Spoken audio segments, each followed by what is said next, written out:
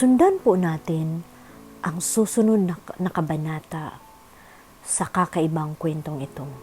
Huwag niyo pong kalimutan mag-subscribe sa aking channel at i-click po ang notification bell para po lagi kayong updated. Nakaramdam ng inis si Dewey. Wala pa nga siyang sinasabi na husgahan na kaagad siya. Hindi niya in-expect na magiging ganoong kagaspang ang ugali ni Therese sa kanya ng mga sandaling iyon. Naturingan nito itong marunong magbasa ng isip pero iba yata ang nabasa nito sa kanya. Hindi pa man siya nakakabawi ay lumabas na uli ang babae. Umuwi ka na raw. Sa staff house mo na hintayin si Tim. Magtrabaho ka na lang, Dewey, kaysa mag-isip kung paano maglandi. Napuno na si Dewey. Tumayo na siya. Excuse me. Hindi ko kailangan maglandi dahil kontento na ako sa buhay na mayroon ako. I don't feel insecure about anything in my life. Baka ikaw. Palagi kayong magkasama ni Clinton pero hindi ka pa rin secure sa kanya. Tiningnan niya ito mula ulo hanggang paa saka inismeran. Hindi ako insecure. Pasinghal na sabi nito at dadaluhungin pa sana siya pero dumating si Clint at pinigilan ang nagwawalang babae. Go, Dewey, ako na ang bahala rito. Nag-react pa rin si Therese. Huwag kang concern sa kanya, Clint. Nandito ako. Napailing si Dewey, hindi makapaniwala. Umuwi siya ng staff house na nagiinit ang anit sa inis sa babae. Wala sa focus na tinapos niya ang pagbuklat sa folder na ibinigay ni Clint. Sa pangalawang picture naman siya tumingin. Lumang bahay iyon na yari sa kahoy. 2 palapag. Malalapad ang mga bintana. Nasa paligid iyon ng nagtataas ang mga puno. Kamukha iyon ang bahay sa Quezon Hills. Pero dahil wala sa focus ay blanco ang pakiramdam ni Dewey. Sa last page ng folder ay nakasulat ang pangalan at address ng bahay, kasama ang larawan ng may-ari. Pasita Encarnacion, Barangay Liblib, Tagudin, Ilocos. Sinubukan niyang mag-concentrate pero sadyang disturbed siya kaya itinigil na niya ang pagbubuklat. Pumasok siya sa silid at dumiretso sa harap ng salamin. Looking at herself eye to eye, kinausap niya ang sariling refleksyon. Kanya na ang Clint niya. Isaksak pa niya sa baga niya, insecure. Dilat na dilat ang mata ni Dewey sa harap ng salamin. Hinihintay na lang niyang tumayo ang lahat ng buhok niya sa ulo sa sobrang galit at mag-transform na siya into something. May napansin nga siya. Nanlaki ang kanyang mata at parang nag-iba ang kulay ng iris niyon. Nabigla siya sa nakita kaya dali-dali niyang ikinurap ng ilang beses ang mga mata. Pagtingin niyang muli ay bumalik na iyon sa normal. Pinanatag na niya ang sarili. Sa harap ng salamin ay naghubad siya at napatitig sa refleksyon ng tanging bra at panty ang natira sa kanyang suot. Kung pagandahan din lang ng katawan, hindi naman pahuhuli si Dewey. Hindi lang talaga siya nakakapagsuot ng mga sexy na damit dahil sa nature ng trabaho niya. Mas gusto niyang komportable siya na isinusuot kaysa kung paano siya tingnan.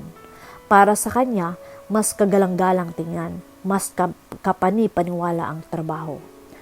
Kahit paano ay gumagaan ang pakiramdam niya habang tumatagal na sa harap siya ng salamin at nakikita ang sarili. Ilang saglit pa, nagsimula ng maglakbay ang kanyang imahinasyon. Isa-isa na rin niyang pinagtatanggal ang natitirang saplot, sa kataas noong pinagmasdan ang sariling kahugdan. She touched her private parts. Pumikit si Dewey habang inimagine na lumalapit mula sa kanyang likuran ang kanyang lover and took over what she was doing. Niyakap siya ng mahigpit habang sinisimulang damhin ang exposed na bahagi ng kanyang katawan. His man was poking her lower back. He touched her arms, back, and legs. His rough palms cupped both her breasts nang hindi umaalis sa likuran niya, squeezing until they were almost swollen, and the nipples too. Natagpuan din ito ang pagitan ng kanyang mga hita na namamasana. Bawat madadaanan ng kamay ng lalaki ay nag-aapoy. She was already wet between her thighs. Tinapos ni Dewey ang pag-i-imagine ng mga sandaling iyon. Kagatlabi siya nang muling makita ang sariling refleksyon sa salamin na hubot-hubad at taas-baba ang dibdib. Walang alam si Therese sa nangyayari sa kanya. Di hamak na nag-enjoy siya sa mga lalaki sa buhay niya kaya wala siyang time kay Clint. Kung pwede nga lang niyang sabihin na tikman na rin niya ang lalaki. Dewey laughed. Thanks to her incubus, he was truly a great lover. She needed him right now. Nagtungo siya sa banyo para maligo. So she would wait for her lover fresh and smelling good. Mag-enjoy muna siya sa kanyang kama habang hinihintay ang mga kasama. Tiyak nagigisingin naman siya ng mga ito. Mula noong magalit si Therese dahil naghintay ng matagal ang mga ito bago niya nabuksan ang gate. Nag-provide na si Clint sa kanila ng sarili nilang susi. Kinumutan lang ni Dewey ang sariling kahubdan nang humilata siya sa kama. Tipid sa labahin. Erase all the negative thoughts. Concentrate on what you really want. It's Clint again. Yes, come as Clint again. Sa paraang iyon ay para na rin siyang nakakaganti kay Therese. Hindi nagtagal ay ginupo na siya ng antok. Dumating naman ang pinakahihintay niya. Nagising si Dewey na madilim na. She and her incubus only made love twice and he let her sleep. Para din itong ang totoong Clint. May pinagkakaabalahan. How she wished they could also be together anywhere. Katulad ng totoong Clint. Pero alam din niyang imposible kaya inalis na niya iyon sa isip. Bumangon siya pero napatigil. May nakatayo sa harap ng salamin. Isang batang babae. Nakikita niya ito dahil puti ang suot nitong bestida. Pilit inaaninag ni Dewey ang mukha ng bata sa salamin at napatitig siya rito ng husto. Kamukha niya ang babae nung bata pa siya. Hindi siya pwedeng magkamali. Nanlamig ang kanyang pakiramdam. Paanong nakikita niya ang sarili noong kabataan niya? Or if it was not exactly her, who was it? Napakurap siya, at sa isang iglap ay nawala ang imahe. Dali-dali niyang tinungo ang switch ng ilaw at binuhay iyon. Noon pa lang siya kinabahan. Sarili niyang mukha ang nananakot sa kanya. Inilibot ni Dewey ang mga mata sa paligid ng silid. Wala na ang imahe. Napalunok siya at pilit nilabanan ng takot. Nagtungo siya sa banyo at naglinis ng katawan, saka nagbihis at lumabas na. Good evening, Dewey. Bati ni Isabel na nasa dining table ito kasama si Therese kumakain. Kain ka na. Congrats pala. Finally, may assignment ka na. Padala nga ni Clint itong roasted chicken and bulalo for dinner para sa raw. Nagtaas kila lang siya sa narinig at hinintay ang reaksyon ni Therese. Pero blanco ang ekspresyon nito. Salamat kung ganoon. Sagot na lang ni Dewey at kumuha na rin ng makakain. Hinarang niya sa isip ang nakita kanina lang. Nagpalitan sila ng kuro-kuro ni Isabel hanggang sa matapos siyang kumain. Si Therese ay walang kibulang. Naghugas na sila ng plato nang magsalita ang babae. Oo nga pala, Dewey. Uumagahin na sa pag-uwi sina Tim kasi nasiraan ang van sa Agoo. Dewey gritted her teeth. Kanina pa sila nasa mesa pero noon lang ito nagsalita. Sinasadya yata talagang huwag mo nang sabihin sa kanya. Okay, thanks. At least makakatulog pa uli ako. Ang totoo niyan ay magre-ready na palang siya ng mga gamit. Nagpaalam na ang dalawa na papasok sa silid. Ganoon na rin ang kanyang ginawa. Pagkatapos maihanda ang mga gamit, pinasadahan na uli niya ang folder. Pasita looked familiar to her now. Yun ang natanto ni Dewey. Pero wala na siyang ibang makita roon. Though she felt na may kung anong spell na bumabalot sa katauhan ng babae. Something powerful. Parang hindi isang ordinaryong babae lang. Well, malalaman niya pagdating sa Ilocos. Eksaktong isinilid ni Dewey sa bag ng laptop ang folder nang may kumatok. Boses ni Tim ang tumawag sa kanya. Dumating na pala ang mga ito. Maghahapunan lang at alis na raw sila. ang silid ni na Isabel at Therese nang makalabas siya. Nagsinungaling pa talaga ang huli sa kanya. Ewan na lang. Oras na magkatutuwang pangitain niya kay Clint na huwag naman sana, tingnan na lang niya kung ano ang masasabi nito. Ipapamukha talaga niya sa babae ang pagkakamali nito na husgahan ang iniisip niya. Tanghali na nang nakarating sina Dewey sa Tagudin kung saan naghihintay ang nagpakilalang adoy na katiwala raw ni Miss Encarnacion. Mainit ang tirik na araw kaya mabibilis ang mga kilos nila. Pero nang dumaan sila sa hanging bridge ay napatigil pa rin siya at tumingin sa malawak na ilog sa ibaba. Tinatantiya kung may posibilidad na umapaw ang ilog.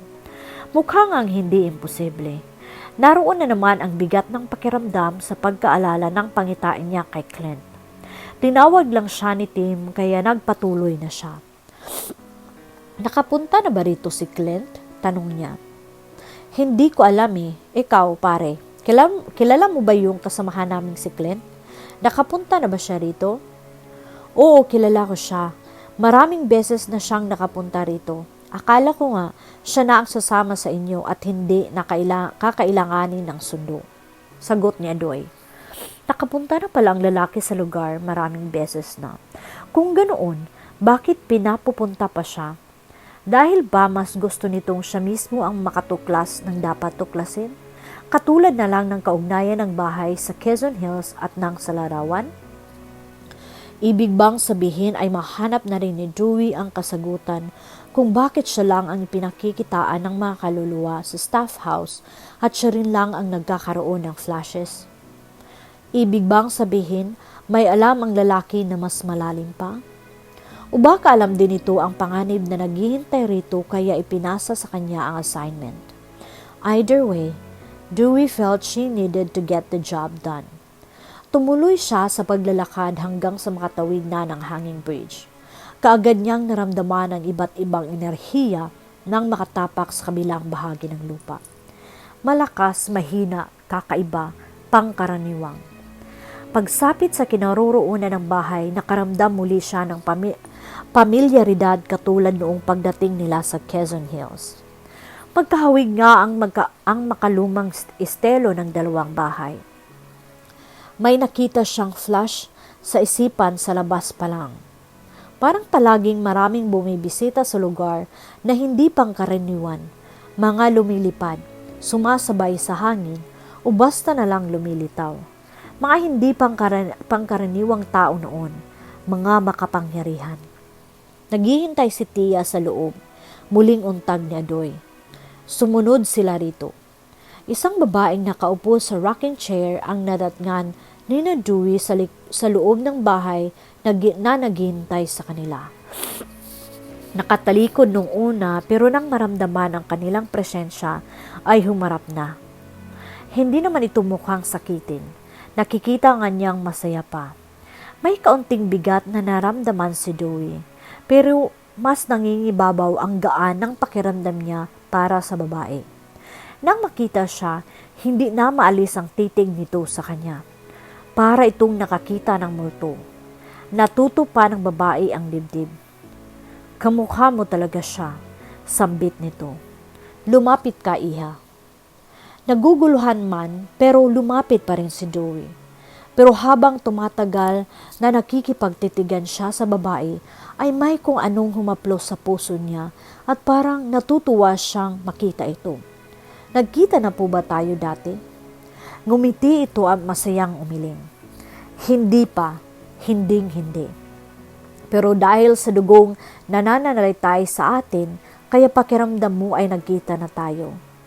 Lukso ng dugo, aking pamangkin. Ano ang pinagsasabi ng babae? Napasulyap siya sa mga kasamahan.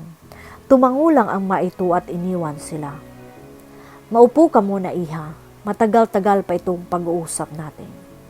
Salamat na lang po pero sa kasalukuyang pakiramdam ni Dewey, mas gusto niyang tumayo. Tingnan mo to, iha. Iniabot nito sa kanya ang makapal na aklat. Napatitig siya roon ng mabuti. Nakita na niya ang librong iyon kung hindi siya nagkakamali. Bumalik sa alaala ni Dewey ang bahay sa Quezon Hills, doon sa basement. Hawak iyon ng isa sa 3 babae na mga mangkukulam. At kung hindi siya nagkakamali, ang libro ay naglalaman ng chants, incantations, formulas at iba pang may kinalaman sa witchcraft. Hindi yung katulad ng libro noong nag-aaral pa lang siya maging psychic kundi kahawig lang. Pero hindi kasing luma ng nasa harap niya. Tanggapin mo para talaga sa iyo yan. Para sa kanya? Naguguluhang kinuha ni Dewey ang libro at sa simpleng paghawak, marami na siyang nakitang laman niyon. Hindi siya nagkamali pagbukas niya. Binasa niya ang text na nakakaiba ang lingwahe. Hindi man lubos na maintindihan, ay naunawaan niya iyon kahit paano. Libro ng mangkukulam ang hawak ni Dewey. Pero hindi lang iyon.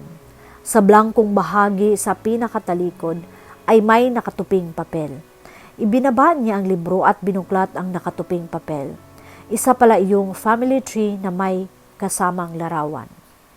Nasa pinakamataas ang pangalang Ludovica, ang pinakaunang mangkukulam. Ito ang babaeng nakikita niyang nakatunghay sa kanya habang nagbabasa sa library sa Quezon Hills. Sinundan ni Luciana. Si Luciana ay may 4 na malamang ay mga anak, sina Anastasia, Armenia, Arsenia at Aurea. Ang sumunod, tanging si Aurea lang ang nagkaroon ng mga sanga-sanga. Iba't ibang pangalan hanggang sa may pangalang pamilyar na sa kanya, sina Agripina at Francia. Si Agripina ay nagkaroon ng kapares na pangalang lalaki, si Teodoro. Sumanga ang mga ito ng pangalang Amalia, na kapares naman ang pangalang Fidel. Samantalang si Francia na walang kapares na lalaki, sumanga kay Pasita. Idinugtong naman kay Amalia si Edelweiss. Walang karugtong si Pasita, kaya iyon ang nasa pinakailalim ng family tree. 13 generations yata lahat kung titingnan niya, at siya ang pang-13. Ako ito? Tanong ni Dewey na ang tinutukoy ay ang pangalang Edelweiss. Hindi siya makapaniwala, but obviously, it was her, kasi pangalan ng lolo at lola at nanay at tatay niya ang pinagdugtungan ng kanyang pangalan.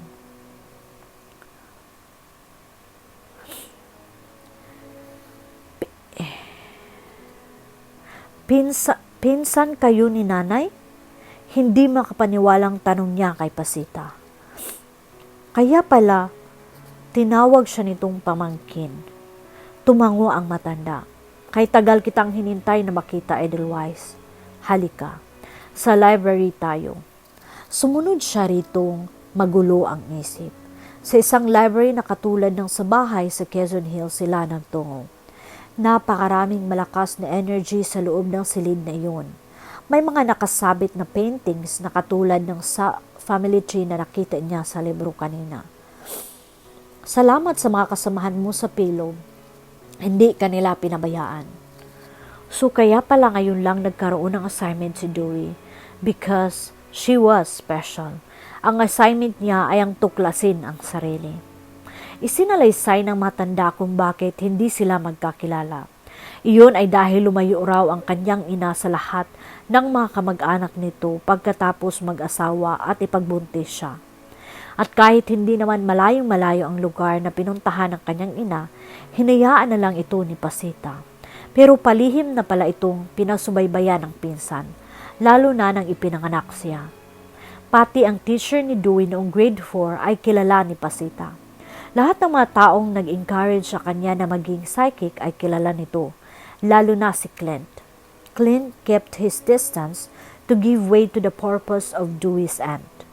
Maging ang pagtira sa Quezon Hills na dating tirahan ng mga ninuno bago pa nagkagulo kaya lumipat ang mga ito sa Ilocos ay planado. Including Mrs. Ledesma herself. No wonder nag-react ang nanay niya nang mabanggit ang lugar at ang pangalan ng may-ari ng bago nilang staff house noon. May bahagi na hindi matanggap kaagad ni Dewey sa mga sinabi ng babae, pero mas malaking bahagi ang tumanggap doon. Gayunpaman, kailangan niyang mas malinawan. Mangyayari lang iyon kapag nakausap niya ang mga magulang. Gusto ko munang makausap si nanay at tatay.